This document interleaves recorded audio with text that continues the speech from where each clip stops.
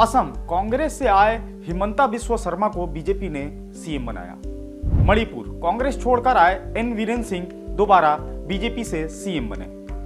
त्रिपुरा 6 साल पहले कांग्रेस छोड़कर आए माणिक साहा को भाजपा ने सीएम बनाया। यूपी जतिन प्रसाद कांग्रेस छोड़कर बीजेपी में आए, प्रदेश सरकार में पीडब्ल्यूडी मंत्री हैं। एमपी ज्योतिरादित्य सिंधिया कांग्रेस छोड़ बीजेपी का दामन थामा, केंद्र सरकार में कैबिनेट मंत्री बने। बिहार में सम्राट चौधरी आरजेडी से बीजेपी में आए, अब विधायक दल के नेता और प्रदेश अध्यक्ष हैं। ये फहरिस्त अभी और लंबी है। आज के इस एक्सप्लेनर में हम इसी पर बात करेंगे, आखिर कौन कौन और कितने नेताओं ने पिछले कुछ सालों में कांग्रेस या अन्य पार्टियों को छोड़कर बीजेपी का दामन थामा और दल बदल पर भाजपा का क्या स्टैंड है। नमस्कार, मेरा नाम है मार्तंड सिंह और आप देख रहे हैं डेली लाइन। भारत में चुनावी सीजन शुरू होते ही दल बदल का खेल शुरू हो गया है। पिछले 7 दिनों में 4 राज्यों के 2 दर्जन से ज्यादा नेताओं ने पाला बदल लिया है। दल बदलने वालों में पूर्व मुख्यमंत्री से लेकर महापौर स्तर तक के भी नेता शामिल हैं। वर्तमान में दल बदल का खेल महाराष्ट्र से शुरू हुआ है, जहां पूर्व मुख्यमंत्री और दिग्गज कांग्रेसी अशोक चौहान बीजेपी में शामिल हो गए।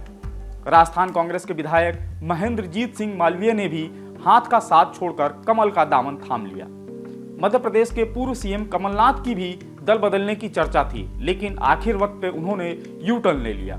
हालांकि कमलनाथ के करीबी और जबलपुर के मेयर जगत बहादुर अन्नू जरूर कांग्रेस छोड़ बीजेपी में शामिल हो गए। भारत में अगर दल बदल की बात करें तो ये सिलसिला 1960 और 70 में हरियाणा से शुरू हुआ था। धीरे धीरे यह सियासी खेल पूरे भारत में फैल गया। 2014 के बाद नेताओं के दल बदल के मामलों में काफी तेजी आई।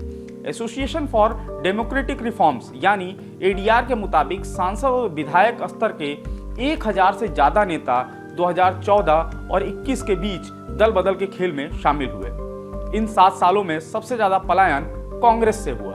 2014 से 21 तक विधायक सांसद स्तर के 399 नेताओं ने कांग्रेस का साथ छोड़ा। दूसरे नंबर की अगर बात करें तो बहुजन समाज पार्टी रही। बीएसपी छोड़ने वाले नेताओं की संख्या 170 के आसपास थी। हालांकि सत्ताधारी बीजेपी से नेताओं का मोहभंग भी कम नहीं हुआ। 7 साल में 144 नेता बीजेपी छोड़ दूसरी अन्य पार्टियों में शामिल हो गए। 2014 के बाद भारत में दल बदलने वाले नेताओं में मुख्यमंत्री, केंद्रीय मंत्री स्तर के नेता भी शामिल रहे हैं। 2014 से अब तक 8 पूर्व मुख्यमंत्री पाला बदल चुके हैं। इसमें अशोक चौहान, कैप्टन अमरिंदर सिंह और नारायण राणे का नाम प्रमुख है। वहीं 20 से ज्यादा केंद्रीय मंत्री भी दल बदल के खेल में शामिल हुए। 2014 के बाद सबसे ज्यादा दल बदलू नेता बीजेपी में गए हैं। एडीआर की रिपोर्ट के मुताबिक सिर्फ 2014 से 2021 तक विधायक सांसद स्तर के 426 नेताओं ने बीजेपी का दामन थामा है। वहीं 2021 से 2023 तक विधायक और सांसद स्तर के करीब 200 नेता बीजेपी में शामिल हुए। 2021 से 2023 तक गुजरात, मध्य प्रदेश और महाराष्ट्र में सबसे ज्यादा दल बदल का खेल हुआ। इस दरमियान कांग्रेस में सिर्फ 176 दल बदलू नेता शामिल हुए। बीजेपी के अलावा दल बदलुओं की सबसे पसंदीदा जगह एनडीए की सहयोगी शिवसेना और लोजपा जैसे दल हैं। केंद्र की सत्ता में आने के बाद बीजेपी ने दल बदलुओं को भी पद से खूब नवाजा। वर्तमान में बीजेपी ने 7 राज्यों की कमान दल बदलू नेताओं को दे रखी है। इनमें बिहार, असम, झारखंड और बंगाल जैसे राज्य भी शामिल हैं। बिहार में सम्राट चौधरी विधायक दल के नेता और प्रदेश अध्यक्ष हैं। सम्राट ने अपनी राजनीतिक करियर की शुरुआत राष्ट्रीय जनता दल से की थी। बाद में जेडीयू और वहां से होते हुए वे बीजेपी में आ गए। बिहार में लोकसभा की कुल 40 सीटें हैं। असम के वर्तमान मुख्यमंत्री हिमंता बिस्वा शर्मा भी मूल कांग्रेसी हैं। उन्होंने 2015 में पाला बदलते हुए बीजेपी का दामन थाम लिया था। असम में लोकसभा की कुल 14 सीटें हैं। झारखंड की कमान बाबूलाल मरांडी के पास है। मरांडी अभी प्रदेश अध्यक्ष हैं, लेकिन उनकी भी गिनती दल बदलू नेताओं में होती है। बीजेपी में आने से पहले मरांडी जेवीएम के प्रमुख थे। झारखंड में लोकसभा की कुल 13 सीटें हैं। वहीं बीजेपी ने पश्चिम बंगाल में भी दल बदल कर आए शुभेंदु अधिकारी पर ही भरोसा जताया है। शुभेंदु बंगाल विधानसभा में नेता प्रतिपक्ष हैं। शुभेंदु ने करियर की शुरुआत तृणमूल कांग्रेस से की थी। बंगाल में लोकसभा की 42 सीटें हैं। इन राज्यों के अलावा अरुणाचल, त्रिपुरा और मणिपुर में भी दल बदलुओं के हाथ में ही बीजेपी की कमान है। तीनों राज्य के मुख्यमंत्री पहले कांग्रेस में रह चुके हैं। उत्तर प्रदेश, पश्चिम बंगाल समेत देश में 5 ऐसे राज्य हैं जहां दल बदलू नेताओं की वजह से ही बीजेपी जनाधार बढ़ा पाने में सक्षम हुई। 2014 के चुनाव में करीब 10 सीटों पर बीजेपी ने दल बदलुओं को टिकट दिए। 2017 के यूपी विधानसभा चुनाव में बीजेपी ने जमकर दल बदलुओं की खातिरदारी की। बीजेपी को इसका फायदा मिला और 300 से ज्यादा सीटों पे भाजपा ने जीत हासिल कर अपनी सरकार बनाई।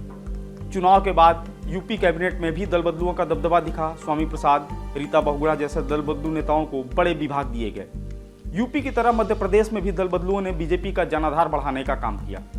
2018 में जब मध्य प्रदेश की सत्ता बीजेपी के हाथ से निकल गई तो ज्योतिरादित्य सिंधिया के नेतृत्व में 28 कांग्रेस विधायक टूट गए। सभी ने बीजेपी का समर्थन कर दिया, जिसके बाद बीजेपी सरकार बनाने में फिर से कामयाब हो गई।